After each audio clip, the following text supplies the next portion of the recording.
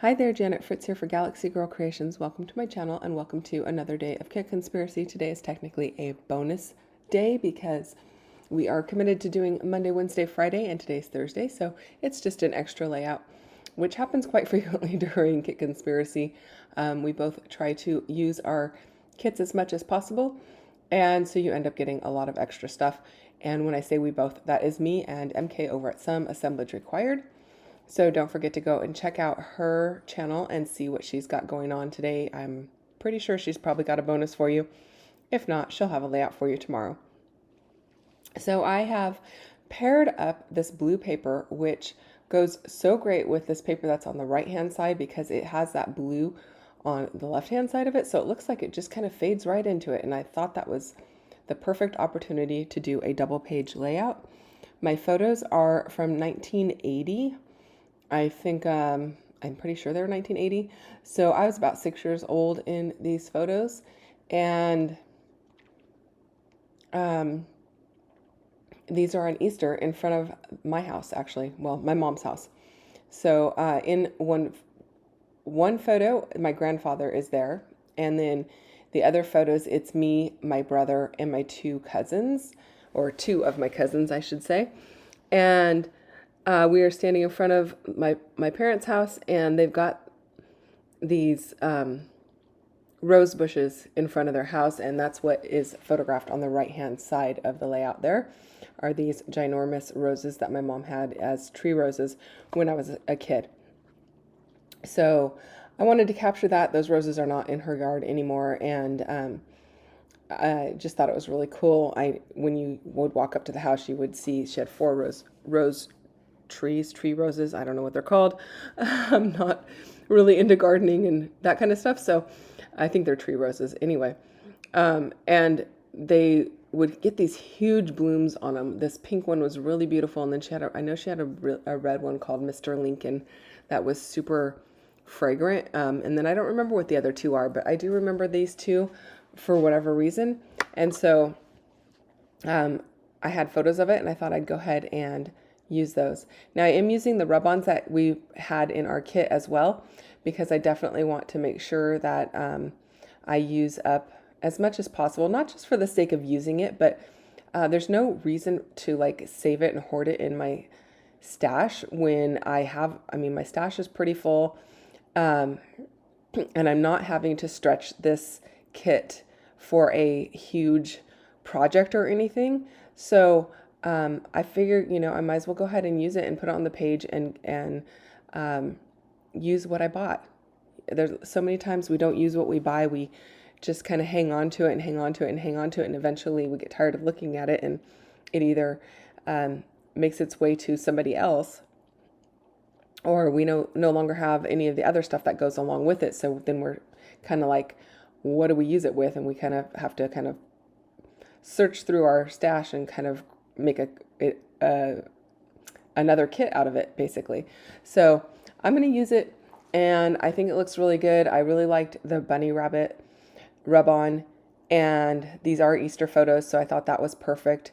And then I kind of like don't do a perfect rubbing of it in any of the extra little bits and pieces. I kind of rub off into areas around the rub-on so it looks more mixed media like and less like a perfect like a stamped image or something like that. So I am liking how that's looking. I am using the back of, I think it's the 3x4 sheet. It's one of the cut apart sheets, and it has these tickets printed on the back. So I went ahead and fussy cut out a few tickets, and I'm tucking those under, and I think that looks really cute. It just kind of brings some of that collagey look underneath my photos. And this piece that I am working on right now, that was actually fussy cut out of one of the cards as well, but it looks like layered tickets.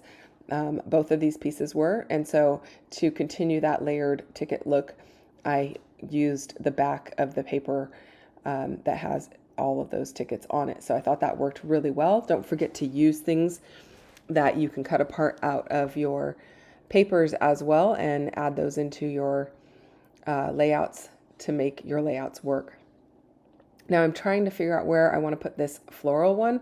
I kind of looked on the right hand side at the top, and then ended up with it down here at the bottom, and I think that looks good. It's just peeking out from behind that cluster. And again, here I am rubbing some of those extra little bits and pieces off onto the paper, so it doesn't look like the paper is super clean in all of the other spots other than where I did the rub-ons. I want to kind of have that messy mixed media look, so it looks more random instead of rather like it's just in the cluster area. Now I'm just lining up the top of that journaling card with the bottom of the journaling card where it meets, where it would meet underneath my photo, so it looks like it's all one piece. I'm liking how that looks, and then I'm going to add this other little journaling card underneath my little title here, which is Springtime Blooms, which really just talks about the flowers. I mean, so I end up making my own title on the upper left-hand side, and it's going to say, Hello Easter Day. And I am starting out with the word hello, and I will have to add some thickers to create the word Easter. I could have also gone to my dies and die cut something, but I ended up with some thickers that have a white foily finish on the top, and then they are pink foam. So I'm going to use those because I thought they ended up looking like they went with the kit. So I'll be pulling those in just a bit here. I am adding more of those tickets that I fussy cut into this upper left or upper right hand corner, just to bring that kind of finish across to the second page. Once I get them placed, I just stick a little bit of the liquid glue underneath to hold them in place, so that can set up and I don't have to kind of take them out and reconfigure them and use my ATG to get them lined up. They're already lined up, so I just tack a little bit of liquid glue in there and that will hold them just fine. I am using this card as a base for my title, and I think that looks really cute, and I'm pretty happy with that. And then I can't remember what the little piece underneath where it says blooms says. I think it says in the garden or something like that. Oh, from the garden. Springtime blooms from the garden. I thought that's cute, and my mom did used to cut those flowers quite often, and she'd bring them in and put them in a rose bowl to kind of float, and I thought that was really cool. When I was a kid, I thought it looked really neat, and so I think those are that's like the perfect title just for that page. So maybe I didn't say Hello Easter Day. I just said Hello Easter. I think I left day off, which is totally fine. So I apologize if my voice sounds weird, you guys. I'm still getting over being sick and my voice cuts out periodically. So now I am using up more of these rub-ons. I don't really want the little spade or shovel or whatever that thing is called. I don't know if it's a spade when it's that small. Trowel? I don't know. But I am using the rub-ons around it to kind of create more of that same mixed media like texture on the two pages, and to kind of bring it across both pages so that it looks like it belongs. And then I did use some of these butterflies. I fussy cut around the butterflies because they had a really big white border. Well, big for me. You know, the white border might not be big in your opinion, but for me it was a little bit too much. So I fussy cut around them, and then I am going to use a little bit of foam tape under the tips of their wings, and then I will use a little liquid glue on the foam tape and in the center of the butterfly on the body to hold it in place, but that way their wings don't get smashed down in the album. It gives them a little bit of a little bit more of a floating kind of a feel and a little bit more movement than if they're just glued flat to the page. So I do like a little bit of added dimension in my album, and that's why I went ahead and did that.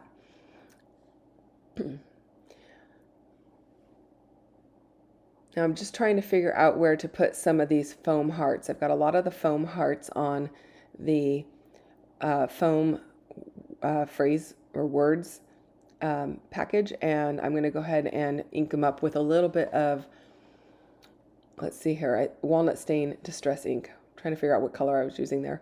So walnut stain distress ink, just on the edges of those hearts, and then placing them down wherever I think they can fit. And I'm trying to use them up. I'm not trying to use all of them, but I'm trying to use a good amount of them because I feel like they go great with this and they're a perfect way to finish off this layout. That is it, you guys. Thanks so much for watching. If you have questions or comments, you can leave me a message down below and I will respond as quickly as I can. I really appreciate the time you took to watch my video, and don't forget to go and check out what MK has going on her channel. And we will both be back on Friday with another layout for Kit Conspiracy, and we were probably both combining it with Mixed Media Mayhem, so that's kind of interesting and exciting as well. So come back and see what we do tomorrow.